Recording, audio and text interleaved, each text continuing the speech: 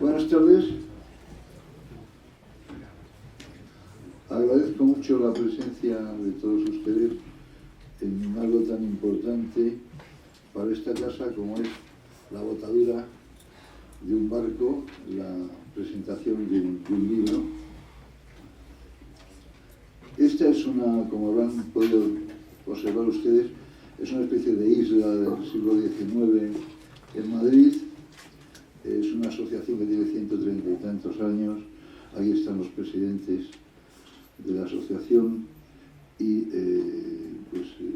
nos honra mucho que esto sea una especie de rincón de la literatura y de las artes en un Madrid por tantos motivos un poco acelerado.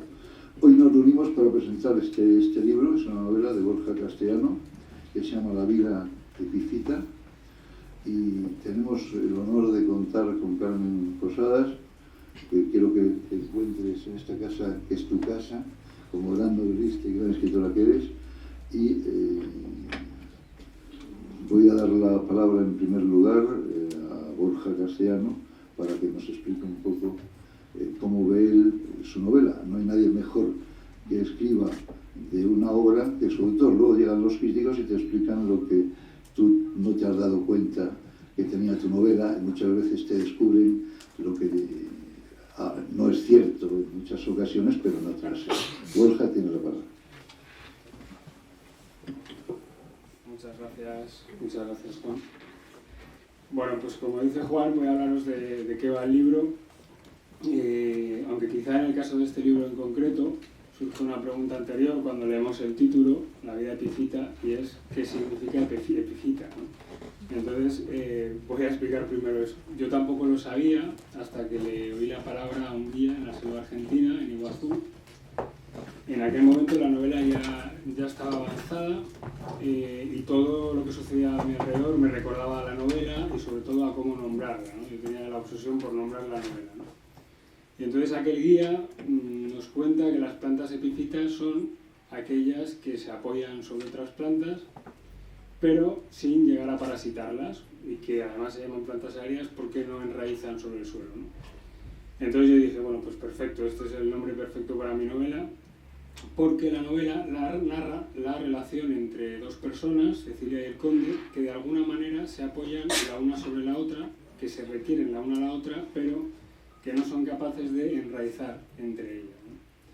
A este respecto, más tarde leí una frase de Sándor Márai en su libro La Gaviota, que si me permitís os voy a leer, porque me pareció que resumía muy bien este concepto y se ha incluido en el libro también, y dice así: un hombre es capaz de acabar con otra persona si no la deja marcharse y tampoco permite que se acerque por completo a él.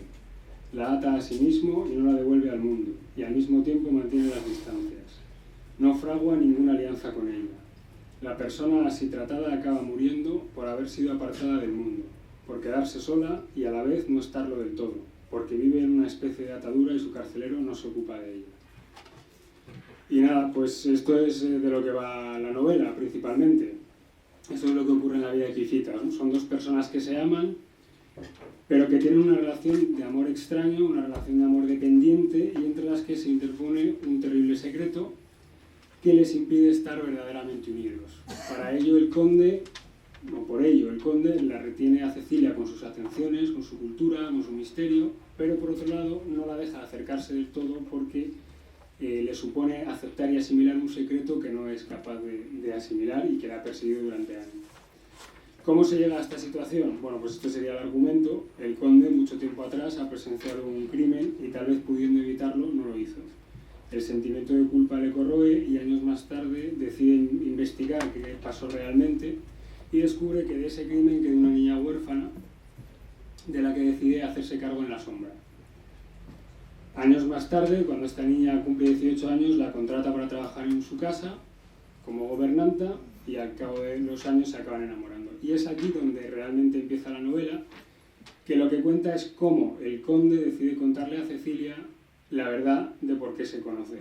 Y para hacerlo citan a un tercer personaje que confluye en la novela, que es Feliciano Azcona, y que por alguna razón tiene la llave para que ellos puedan estar por fin juntos, ¿no? Y este sería el argumento de la novela, que es una novela híbrida en cuanto que tiene algo de diversos géneros, de género romántico principalmente, de género negro y algo de psicológico.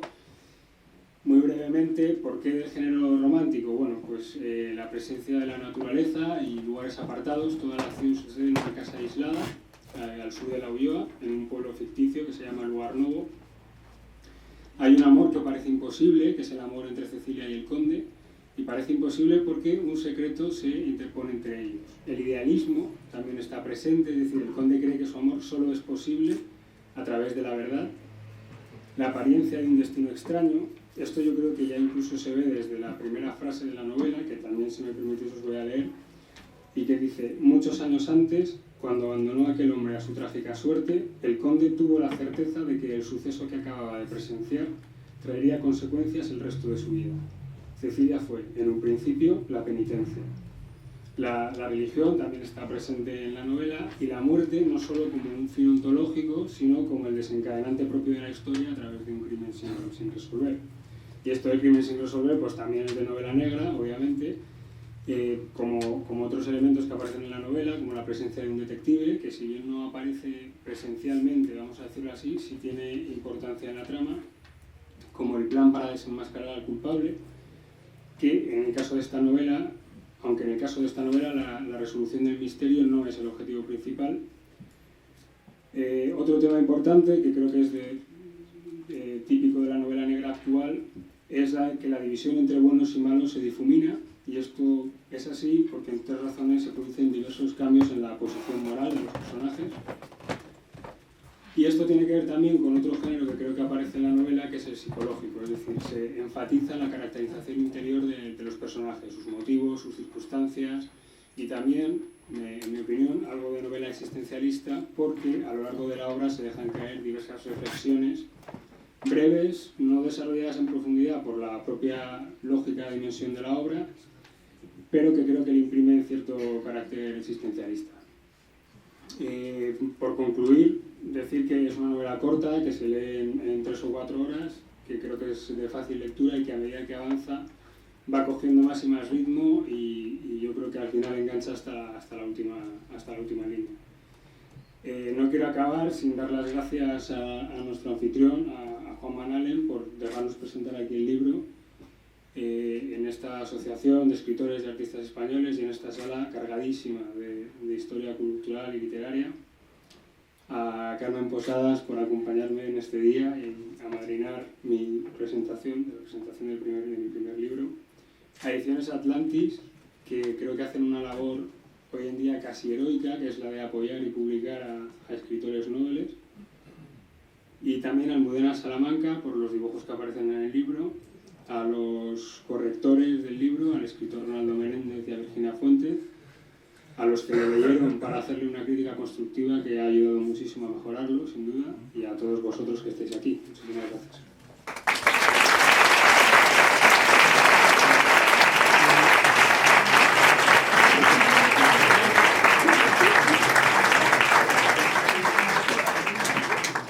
Gracias, Borja. Carmen Posadas, que es la encargada de presentar la prueba. Bueno, buenas tardes a todos. Primero pido disculpas porque tengo un catarro horrible. O sea que me pasa la mitad del tiempo estornudando. Pido disculpas, pero no quería perderme esta ocasión porque les tengo que contar que hace un año, una cosa así, un día vino Borja a casa con su tía Blanca y entonces yo le dediqué un libro y en la dedicatoria decía: por favor, el próximo libro me tienes que dedicar tú a mí. Así que me da una gran alegría pensar que ese pequeño conjuro se ha cumplido y bueno, por supuesto espero que me lo dediques ahora cuando terminemos de hablar.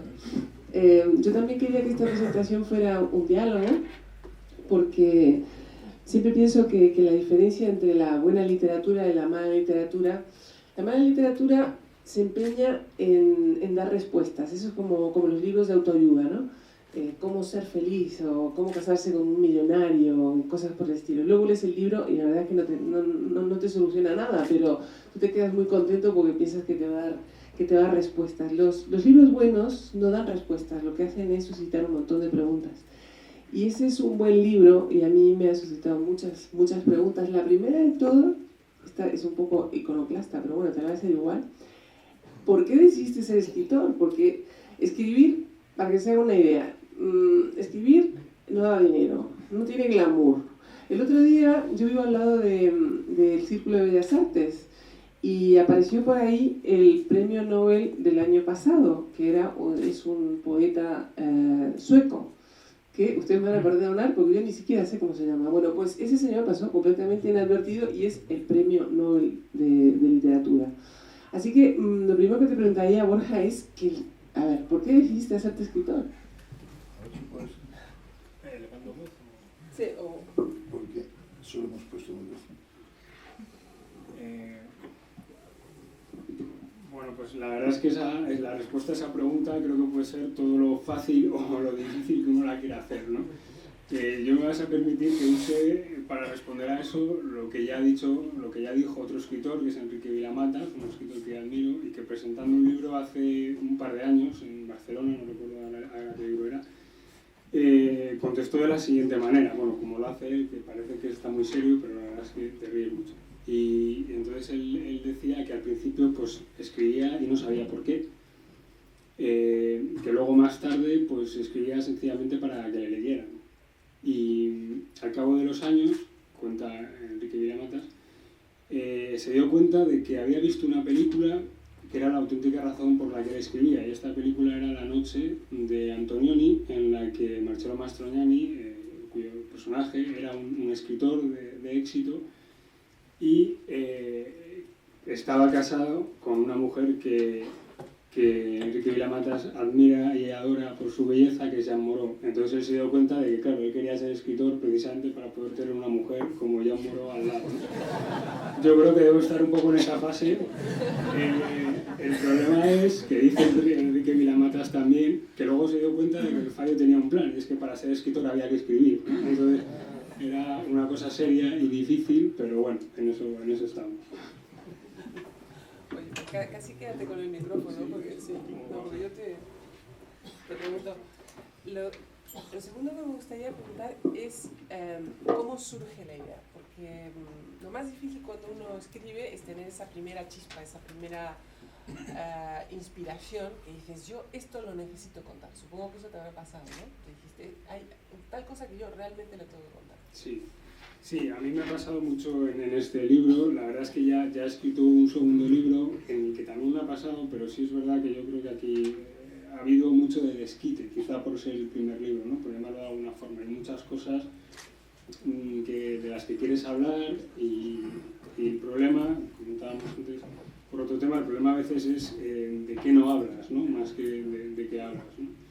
Y el tema del libro, que realmente son las relaciones, es decir, las relaciones de amor, pero no solo, el libro se centra en las relaciones de amor entre un hombre y una mujer, pero se tocan otras relaciones, las relaciones de amor de un hombre consigo mismo, las relaciones de amor de un hombre con Dios, de un hombre con sus padres, es decir, ese tema me interesaba y me interesaba un tipo de relación muy concreta, que es esas relaciones que yo llamo epífitas, ¿no? Que de alguna manera, y que pueden darse, como digo, contigo mismo, con tus padres, y este era un tema que me interesaba y que llevaba tiempo queriendo contar y me parecía la mejor manera de estar. Muchísimo mejor que la existo. Perdón.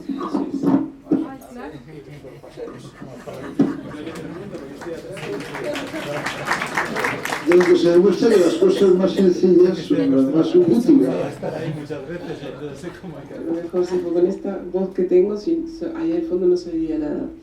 Otra cosa que llama la atención de la novela de Borja es la presencia de la religión, porque realmente es un tema que no está muy presente en la literatura actual y desde luego no está nada presente en los escritores jóvenes. Es verdad, eso que dices, pero yo creo, bueno, yo creo que la religión está mucho más presente en nuestra cultura, aunque no sea de una manera consciente de lo que igual pensamos habitualmente, ¿no? Yo creo que la religión, vista además como a veces aparece en la novela también, como una necesidad espiritual, está presente en nuestro día a día, como también lo está el cambio de posición moral, que eso también ocurre, ¿no? Y de hecho, el idealismo que se toca en la relación de amor en esta novela, incluso puede uno llegar a pensar que es contraproducente, ¿no? Si lee la novela entera y ve todo lo que pasa y tal, ¿no? Es decir, al final, bueno, es verdad que no es un tema habitual la religión, pero yo creo que está presente en todas las personas y no reflejarlo, pues que sería perderse una parte importante que las personas cuando toman decisiones tienen en cuenta, ¿no? Es un poco lo que yo pensaba. Pero vamos, para mí personalmente como autor es importante y lógicamente esto queda reflejado, ¿no?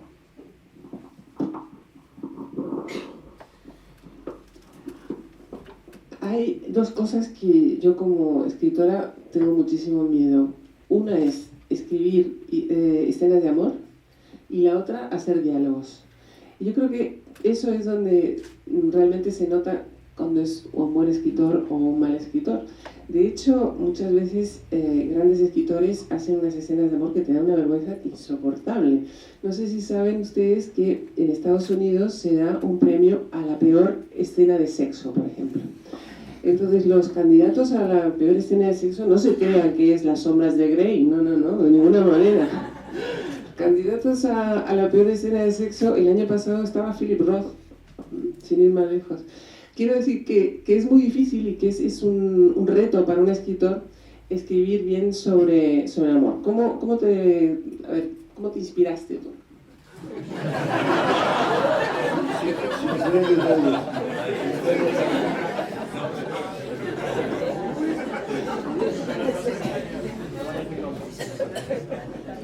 Bueno, voy a citar las fuentes de inspiración literarias.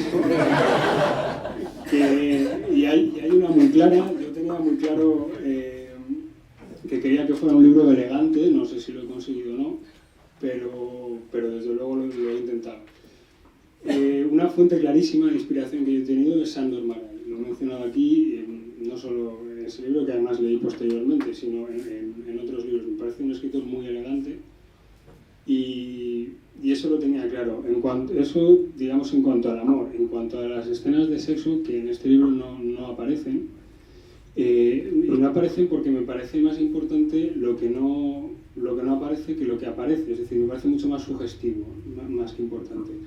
Y sí aparece el sexo reprimido, en el sentido de decir, sí aparece esa necesidad de tenerlo, sí aparece esas ganas de tenerlo, y eso lo hace incluso más presente posiblemente en muchos momentos. Pero me parecía una manera más elegante de enfocar. Bueno, después, yo me imagino que tú quieres ser un escritor y vivir de esto, ¿no? O sea, que realmente tu vocación es poder vivir de la literatura. Bueno, te aviso desde ya que es bastante complicado. Vivir del cuento es complicado, pero tiene sus ventajas. Tiene sus ventajas y además es una vocación. Esto es como el que es cura, el que es médico. Es que no puedes... ¿En qué momento te diste cuenta que tú eras un escritor? ¿Cuándo dijiste, esto es lo mío? Bueno, yo lo primero que he sido toda la vida, que yo creo que es el único hobby que he mantenido toda la vida, es lector. Siempre he sido muy lector, es lo que me ha gustado siempre. Escribir, empecé escribiendo poesía, se lo comentaba a Juan el otro día, pero me di cuenta de que la poesía era algo demasiado difícil, demasiado. Entonces, de la poesía me pasé al relato y estuve varios años escribiendo relatos. Y hasta que un día dije, bueno, pues vamos a ver si afrontamos una novela Y hace 2 años decidí dejarlo todo para afrontar ese proyecto.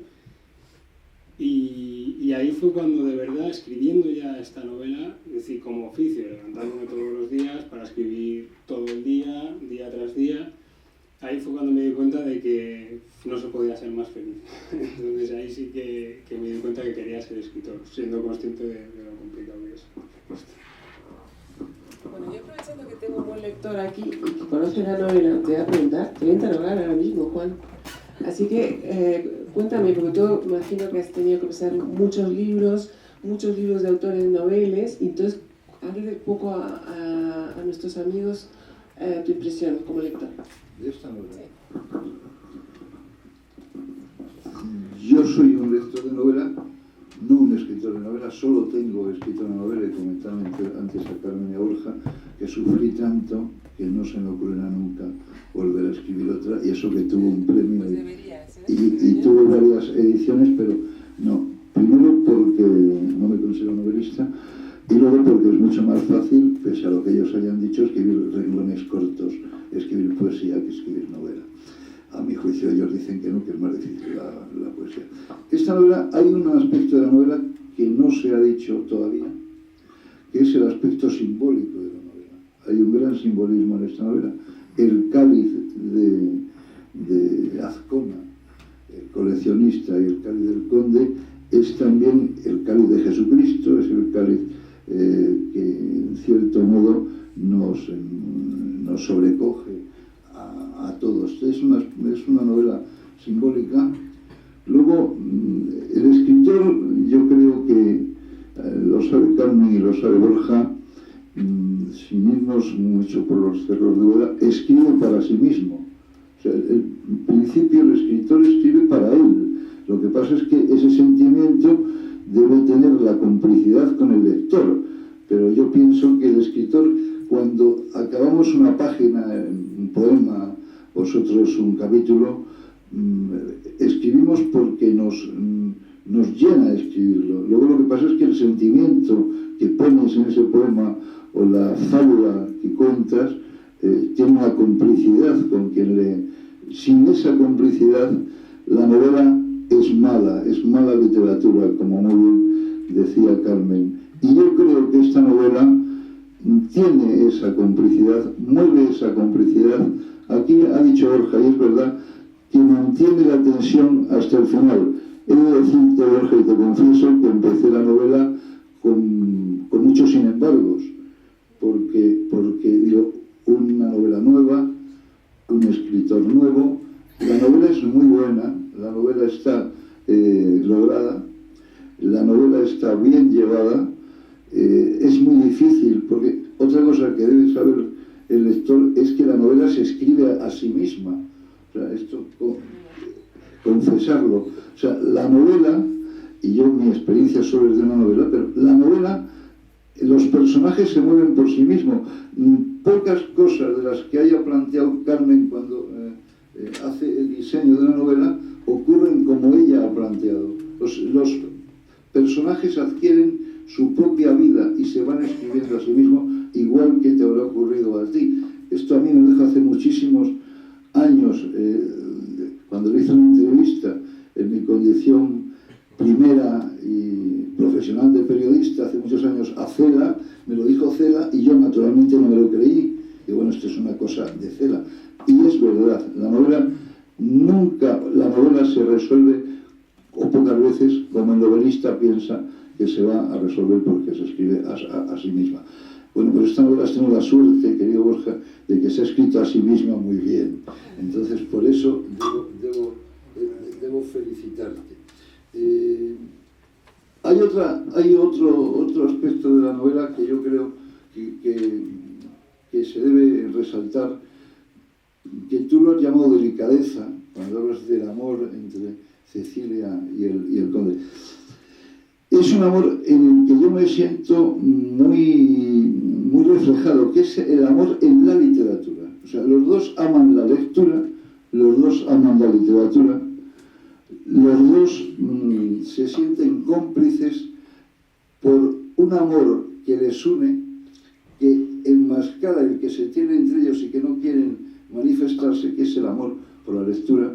Y hay una cosa que anoté por aquí que dice que un verdadero amor solo puede consumirse sobre los cimientos morales de la verdad y el respeto. Eso es tan cierto que cuando estamos viviendo tanto malbaratar el amor y tanta falsificación del amor y tanto cambalache amoroso, en tu novela tú pones el amor en un aspecto superior que a mí me agrada. No sé si porque ya pues tengo una edad provecta para ese tipo de amor, que es un amor literario, un amor de sentimiento. Y luego yo te daría un consejo que te ha dado Carmen con mucho más conocimiento que yo, que es: de la literatura no se vive. O sea, y los que viven de la literatura son los peores escritores.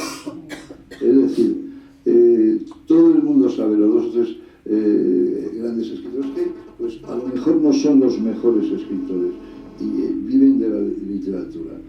Carmen Posada es una gran novelista y yo creo que no vive de la literatura. No, sí. ¿Solo de la literatura? Bueno, escribo en prensa también. Bueno, ¿Sí? la prensa es otra cosa. La prensa, porque los escritores suelen derramarse en los periódicos porque es algo que tienen seguro, ¿no? Su colaboración, donde, por cierto, te leemos. Entonces, sin embargo, esto que acabas de decir me abre muchas esperanzas, aunque he de decir que he debido insistir en algo diferencial. Una cosa es vivir de la literatura y otra vivir de la poesía. No de la poesía es muy difícil vivir. Así que eso ya pierdo a mi edad, pierdo toda esperanza. Realmente no la tuve nunca, para que lo vamos a negar. Y como muchas gracias, Carmen, por hacerme estas preguntas, pero a abrir el camino de estas pequeñas reflexiones. Pero yo creo que el resumen es que la novela que presentamos hoy es de un autor joven, de un autor ilusionado, de un autor que es licenciado en Administración y Dirección de Empresas, MBA, que su vida pues, estaba o está ligada a otros mundos, y sin embargo él ha decidido apostar por la literatura, y eso yo creo en esta casa, sobre todo, donde desde esa pared nos miran premios Nobel y académicos y jefes de gobierno, ya fueron presidentes, pues es muy, muy bonito y es muy esperanzador resaltarlo. Y muchas gracias, Carmen. Bueno, pues a mí te agradezco mucho porque además eres muy modesto, porque eres un gran escritor. O sea, que yo creo que lo que todos querríamos es ser buenos poetas. Los que escribimos siempre estamos pensando que nos falta algo si no sabemos escribir poesía, porque la literatura tiene una parte de contenido y tiene una parte de ritmo, que eso solamente lo da la poesía, ¿no? O sea que los que escribís poesía tenéis una gran ventaja sobre el resto de los escritores, que conocéis el ritmo. Una cosa que me ha sorprendido, que lo que has estado hablando antes, es, bueno, ¿cómo me preparé yo para ser escritor? Y no nos has explicado. O sea, yo no sé si tú al final fuiste a un taller literario o dónde empezaste a aprender este oficio, porque yo creo que la literatura tiene una parte de talento, que eso se tiene, no se tiene, pero tiene una parte de oficio que también es importante, y esa sí se puede aprender. Bueno, comparto esa reflexión completamente, es decir, es un oficio, y eso yo lo he aprendido estos 2 años. Es un oficio que exige trabajo, constancia, rutina, y exige un maestro, como los oficios. De hecho, por eso se llaman talleres, ¿no?, de literatura. Yo no estaba en un taller, la verdad. Yo, como te decía antes, mi mayor fuente de aprendizaje ha sido leer y leer muchísimo, la verdad, y leer a mucha gente. Es verdad que de unos años para acá he leído mucho también sobre técnicas, sobre narratología, sobre escritura creativa, es decir, todos los libros que se usan en los talleres yo me los he leído, ¿no? Pero también es verdad que quizá me haya faltado esa figura de un maestro más cercano. Yo me conformo con seguir leyendo, con escribir cada día un poquito mejor, que al final ese es el objetivo, y con seguir leyendo pues acerca de la técnica y del arte de escribir, ¿no? Mis fuentes han sido esas. Al final, el escritor, solo hay una cualidad importantísima o fundamental para ser escritor, y es ser un gran lector, no hay otra. A mí porque ahora está de moda ser escritor, entonces la cantidad de gente que se acerca y me dice, no, es que la ilusión de mi vida es ser escritor. Yo le pregunto siempre, ¿lees? Bueno, sí, alguna cosa, he leído a, yo qué sé, Código Da Vinci y cosas de esas. Bueno, vamos a hablar dentro de un año, tú te vas a hacer una listita de 3 o 4 cosas fundamentales, no 3 o 4, no, 20 o 30 cosas fundamentales para la formación de un escritor, y después hablamos. A nadie que no le guste leer, o sea, una persona que no le gusta leer, jamás va a ser un buen escritor. Hay una frase de Newton que a mí siempre me ha gustado mucho. Él la escribe en una carta, no me acuerdo a quién se la dirige, y dice, si he llegado lejos es porque me he sabido subir a lomos de gigantes. Él estaba hablando obviamente de sus estudios de la física, pero yo creo que esto también se puede aplicar a la literatura. Entonces yo no sé, Borja, si tú te subiste a hombros de gigantes, a hombros de qué gigantes te subiste. Bueno, pues la verdad es que hay grandes gigantes en la literatura, desde luego, desde los clásicos de la literatura española hasta los clásicos de la novela española, siglos XIX, XX. Para mí ya, desde luego, la primera mitad del siglo XX son clásicos, es decir, de Kafka, Virginia Woolf, Faulkner, en fin, todos los típicos. Pero por citarte uno más moderno, te voy a citar un autor que sí me ha influido mucho, y que desgraciadamente murió en el año 2003, joven, 53 años, si no me equivoco, que es Roberto Bolaño. Roberto Bolaño es un escritor que a mí me ha influido muchísimo, muchísimo. Y bueno, si tuviera que elegir un gigante sobre el que subirme, sería ese. Está mal. A ver, no sé si ustedes saben un poco la historia de Bolaño, que es muy lamentable. Él es un gran escritor, pero no fue conocido hasta su muerte. O sea, es una especie de descubrimiento póstumo, porque él además sabía que se estaba muriendo y dejó escrito un libro en 3 volúmenes para que su mujer pudiera seguir comiendo durante una temporada. Como la suerte es así de imprevisible, lo que ocurrió es que ese libro se convirtió en un éxito enorme, y además tuvo la suerte de que lo vio un agente literario al que llaman el Chacal. Entonces yo espero que, Borja, tú algún día tengas al Chacal, porque ese te puede llevar a la estratosfera directamente. Lo que hizo fue sacar este libro en Estados Unidos y se convirtió en un éxito. El New York Times dedicó la portada de su suplemento literario, y de ahí a la gloria, y en este caso más que merecido, porque es un gran escritor. Bueno, pues estamos llegando un poco al final de nuestra charla. Yo lo que te quería preguntar es ¿qué proyectos tienes? Como si estás escribiendo algo ahora. Pues lo cierto es que tengo ya un segundo libro escrito, que está en lo que yo llamo fase de reposo, ¿no? Está en un cajón y está macerando. Y bueno, pues supongo que dentro de unos meses lo volveré a coger y veré cómo ha crecido, como decía antes Juan, ¿no? Cómo ha crecido el libro por sí mismo, cómo han variado los personajes, y bueno, pues le volveré a dedicar el tiempo que merece, y saldrá, si una editorial lo considera interesante, ¿no? Y luego estoy escribiendo mientras tanto un tercer libro, que es un ensayo novelado, que se llama Apuntes de Psicología y Dramaturgia, así que no creo que sea un bestseller con ese nombre, pero bueno, yo estoy ahora muy metido y que estoy bastante contento. ¿Qué es un ensayo novelado? Pues el libro cuenta a través de términos psicológicos, todos relacionados con los mecanismos de defensa, la vida de un grupo de dramaturgos a lo largo de 40 años. Entonces, el libro de lo que realmente habla es de los mecanismos que nosotros ponemos en marcha, nuestro propio cerebro, normalmente en el subconsciente, para afrontar las cosas que nos van pasando en la vida, ¿no? Que tiene mucho que ver con la dramaturgia muchas veces. Bueno, pero no sé si tienen alguna pregunta para Borja. ¿Alguien? ¿Le gustaría? ¿Alguien de tantos amigos? ¿Sí? ¿No? Ah, no, alguien levantó el dedo pero no se arrepintió.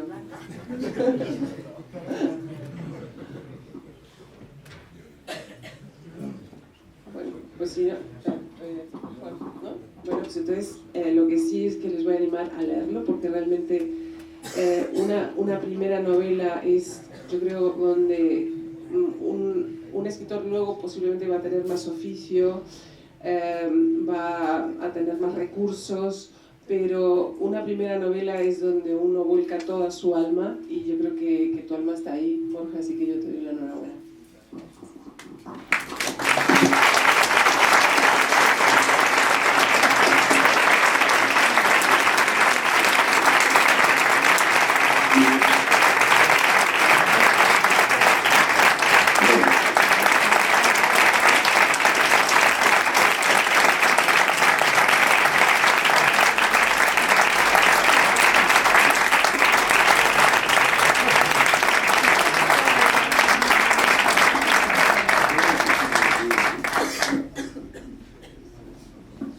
Muchas gracias a todos. Yo creo que con que tenga un éxito correlativo al éxito que has tenido esta tarde la presentación del libro, pues nos conformamos y la editorial de Atlantis estará contentísima. Muchas gracias, Carmen, por tu presencia. Sabes que esta es tu casa, y te digo lo mismo, Borja, también a todos ustedes. Y solo quiero hacer un apunte final. Borges dejó escrito que lo mejor es reconocer maestros muertos, porque naturalmente te ponen el listón muy alto, pues se han convertido en clásicos, tú los admiras. Al decir que su maestro, que elegiría él, es Roberto Bolaño, no solo es un gran escritor, sino como tantos otros, como Kennedy O'Toole y tal, son personajes que han alcanzado el éxito después de muertos y contra viento y marea. Yo deseo que tú alcances el éxito, eres muy joven, muy pronto, y que te llegues a la altura de Roberto Bolaño, que es reconoces como tu maestro.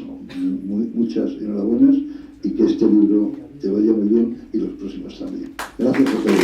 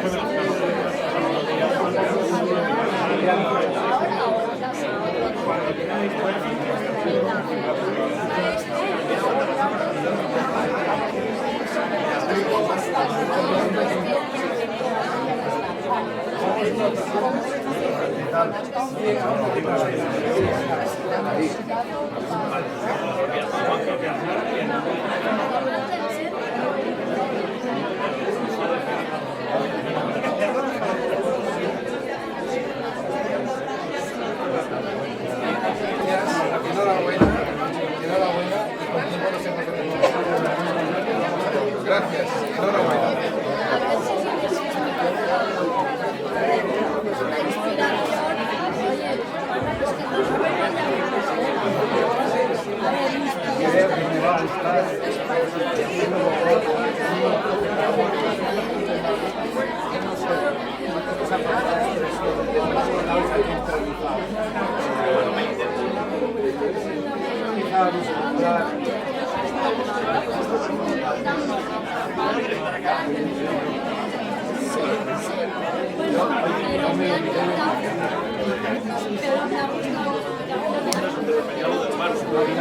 Pero Yo solo voy a dar la enhorabuena.